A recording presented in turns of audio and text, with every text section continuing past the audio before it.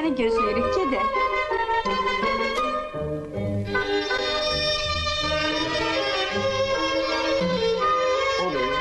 Ya... O... Ya...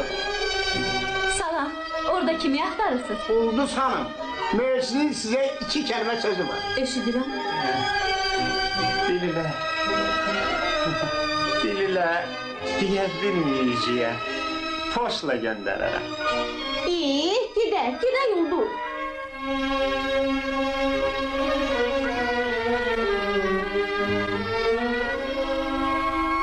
Bu musikini kurtarmak lazımdır. Başla! Başla. Sakin! Sakin! Sakin! Sakin! Sakin! Ay yoldaşlar, daha bəsdir yeter gülüb oynadınız. Bilmirəm bu nə həvəsdir, məndə səbir qoymadınız. Hanım Möhsün Məhəmməd, hər şey hazırdır. Əlbət! Sabah saat 8:20'de vokzalda eşittiniz. Hələlik.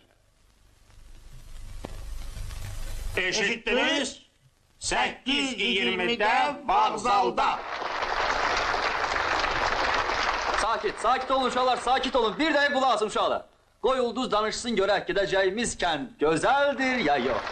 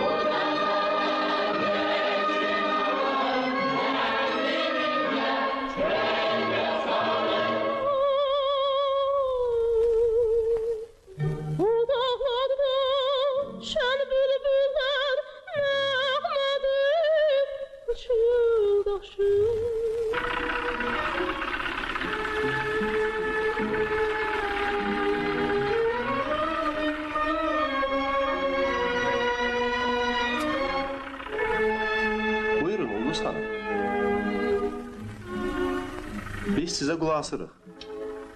Bu Azərbaycan çayıdır. Azərbaycan çayı. Çay yarpaqlarını yığmağa başlayanda əvvəl onun çiçək açan hissəsini ehtiyatla yığırıq.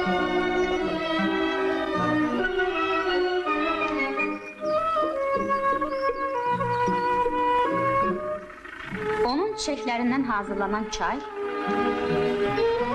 əla növ çay hesab olunur.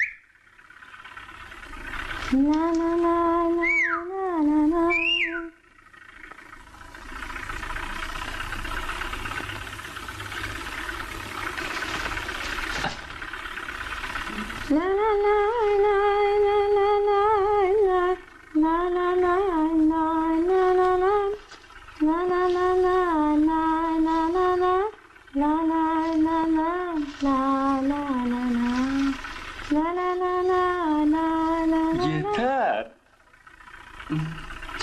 Yeter. Bəsdir işlərin. Gedək biraz gəzək. Bura gəzməyə gəlmişik. Yox, mən daha işləmirəm. Ağrınomluq budursa, mənim xasiyyətimlə düz gəlmir. Ulduz kimi yaxşı ağramam olmaq üçün gərək yaxşı oxuyaq, yaxşı da işləyək. Oo, Gülümsərov kimi yaxşı alim olmaq üçün nə oxumaq lazımdır, nə də işləmək. Gülümsərov elmin deyil, ad və şöhrətin düşkünüdür. Sən də onun yolu ilə gedirsən. Qeydlərini göstər görüm.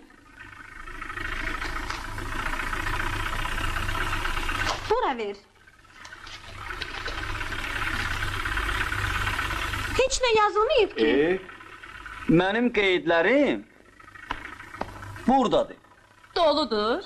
Doludur, boğaza kimi. Ehtiyatlı gəz, dağılmasın. Uzanma ha.